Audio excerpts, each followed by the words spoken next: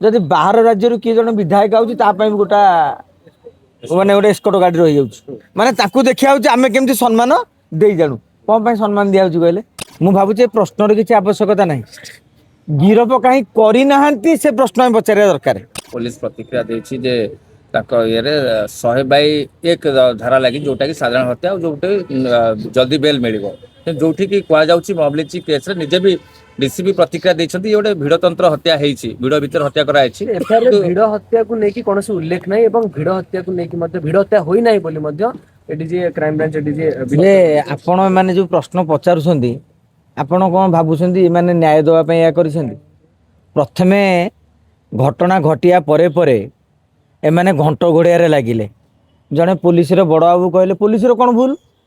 से प्रश्न आमर प्रश्न था जदि पुलिस भूल नाला आईआईसी बदलले कहीं 4 जन पुलिस सस्पेंड कले कहीं मो कह पुलिस तदंत न सरुणु सीपी हूँ डीसीपी हूँ क्लीन चिट के दौरान बर्तमान तो सही जो पार्टी उआ से पार्टी उसुना जो पार्टी कहीदे कौन भूल अच्छी से तो हाथ काटिक लिखिले सस्पेंड बोली एवं आउ गोटे रहा भिड़ हत्या यह कहीं ग्रहण कर जो बर्बर कांड ये आम देश में प्रायतः घटे ना आम राज्य आदौ भी घटे ना कहीं आप देखिए गंडगोल गोटा गोटा साधारण जिनस सबु बेले गंडगोल हुए गाँ गहली गंडगोल हेल्ले धकिया मुखी 2-4टा गोईठा अति बेसी जदि कि गोटा दारे कि गोटा छुरी टिके नाकू माने 2-4टा कि 6टा खंडे स्टिच पड़ी आप देखिए खबर पाई किंतु एबे जो घटना घटुची माने हिसाब करूँ जो साउथ फिल्म स्टाइल रे विलियन जो भाई मारुना मु भावी से विलियन को भूत आंक धीरे बसी जाइए माने केते जोरे साउथ फिल्म देखीदे हिरो हो विलियन हो माने मुंड छेचारा कला बड़ी मारे माने अति विभत्स कुत्सित भाया करी तेणु ये गोटे मानसिकता डेभलप होती आपड़ आज भिड़ हत्यार ये करदे काली आउ कौटी घटना घटे से जाइले आज तो मारिदे काली बेल मिलूँ आमे कहीदे आमे समस्ते जापारूनी कि जगार बाजिगला आपाई गोटे कठोर नियमर आवश्यकता रही एवं ए दिगरे पुलिस अधिका दायित्व रही आपण कहले सम्य को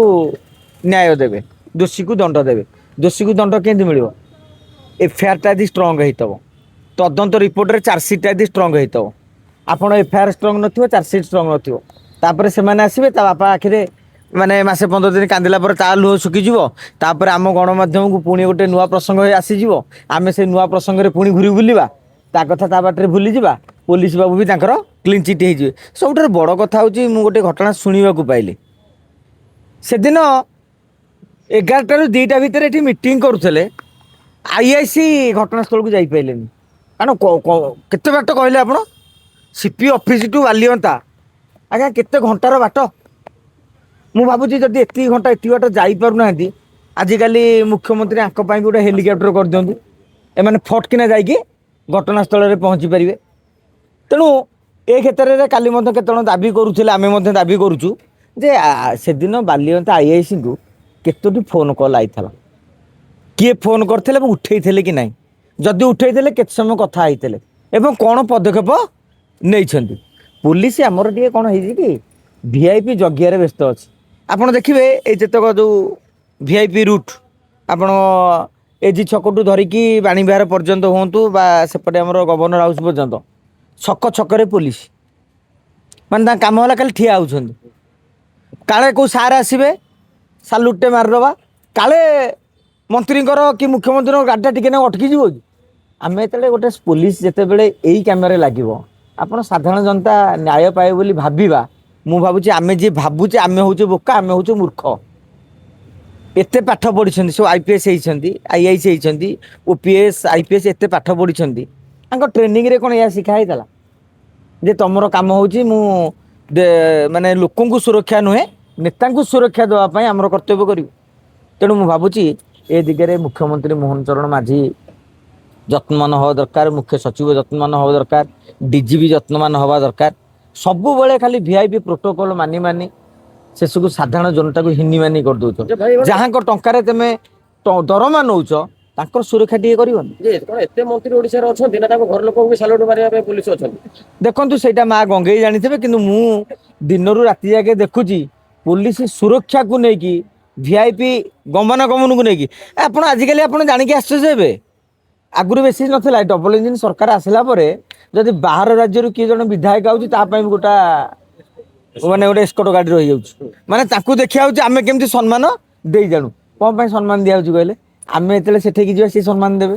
ତେଣୁ ସେଥିପାଇଁ ମୁଁ ଭାବୁଛି କ'ଣ କହିଲ ଗୋଟେ କମ୍ପିଟିସନ୍ ଚାଲିଛି ଆମେ ତମକୁ କେତେ ହସ୍ପିଟାଲିଟି ଦେଉଛୁ ଆମେ ତମକୁ ଷ୍ଟେଟ୍ ଗେଷ୍ଟ ହାଉସ୍ରେ କେତେ ମୋଟା ଗଦିରେ ବସେଇ ପାରୁଛୁ କେମିତି ଗାଡ଼ି ନେଇକି ପୁରୀ ବୁଲେଇ ପାରୁଛୁ ଏବଂ କିଭଳି ଭାବରେ ଆମର OTDCରେ ଭଲ ଖାଦ୍ୟଟି ଦେଇପାରୁଛୁ ଆଜ୍ଞା ଆମେ ଦେଇଛୁ ଆପଣଙ୍କ ଗାଁ ଆଡ଼କୁ ଗଲେ ଆମକୁ ଟିକେ ଦେବେ ମୁଁ ଭାବୁଛି ଇଏ ଗୋଟେ ପରମ୍ପରା ଗୋଟେ ସୃଷ୍ଟି ହେଇଯାଇଛି ଭାଇ ସେ ଯୋଉ 4 ଜଣ ପୋଲିସ ନିଲମ୍ବନ ହେଇଛନ୍ତି ତ ତାଙ୍କୁ ଗିରଫ କରିବାର ଆବଶ୍ୟକତା ରହିଥିଲା କି? ମୁଁ ଭାବୁଛି ଏ ପ୍ରଶ୍ନର କିଛି ଆବଶ୍ୟକତା ନାହିଁ ଗିରଫ କାହିଁ କରିନାହାନ୍ତି ସେ ପ୍ରଶ୍ନ ଆମେ ପଚାରିବା ଦରକାର କାହିଁକି ସେ ପୋଲିସ କାହିଁକି ବର୍ତ୍ତମାନ ସସ୍ପେଣ୍ଡ କରାଗଲା କୌଣସି ଗୋଟିଏ କାରଣ ଥିବ ଯେ ଭିଡ଼ ହତ୍ୟା ଘଟୁଥିବା ବେଳେ ଭିଡ଼ରେ ଜଣକୁ ମାରୁଥିବା ବେଳେ ପୋଲିସ ଦେଖଣାହାରୀ ବା ଦର୍ଶକ ସାଜିଲା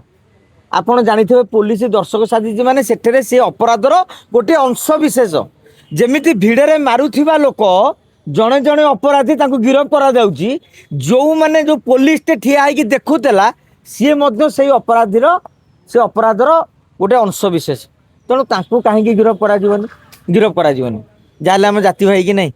ତେଣୁ ମାଟିଆ ଭାଇକି ମାଟିଆ ଭାଇ ଯଦି ଆଜି ସମ୍ମାନ ନଦେବେ କାଲି ସିଏ ଯେଉଁ ସାରଙ୍କର ପୋଲ ଖୋଲିଦେବ କାରଣ କେଉଁ ଢାବାରୁ ଟଙ୍କାଟିଏ ଆଣୁଛି ଚାନ୍ଦାଟିଏ କେଉଁ ମଦ ଦୋକାନରୁ ଚାନ୍ଦାଟିଏ ଆଣୁଛି କେଉଁଠି ଚୋର ବେପାରଠୁ ଚାନ୍ଦା ଆଣୁଛି କିଏ ଆଣୁଛି କନେଷ୍ଟବଳଟା ଆଣିକି ତ ବଣ୍ଟାବଣ୍ଟି କରି ଆଇଏସି ଦେଉଛି ନା ଆଇଏସି ଛୋଟ କାମ ମାଗିବାକୁ ଯାଉଛନ୍ତି ତେଣୁ ଆଜି ଯେତେବେଳେ ତମେ ଆରେଷ୍ଟ କରିଦେବ ସେ କହିବ ସାର ଯେନେ 30,000 ଟଙ୍କା ଯେଉଁ ନେଇଯାଇଥିଲେ ତେମେ କାହିଁ ବନ୍ଧା ହେବନି ତେଣୁ ସେ ଦେଖୁଛନ୍ତି ୟାର କିଳାଉରା କାହିଁ ନେବା ତେଣୁ ଆମ ଭାଇମାନଙ୍କୁ କିଛି ଦିନ ଘୋଡ଼େଇ ଦେଇକି ପୁଣି 5-6 ମାସ ପରେ ପୁଣି ତାକୁ ଚାକିରି ରିଇନଷ୍ଟେଟ୍ କରିଦେଲେ ଆମ କାମ ସରିଗଲା ଡବଲ ଇଞ୍ଜିନ ସରକାରରେ ଏମିତି ସବୁ ଚାନ୍ଦା କଲେକ୍ସନ ହଉଛି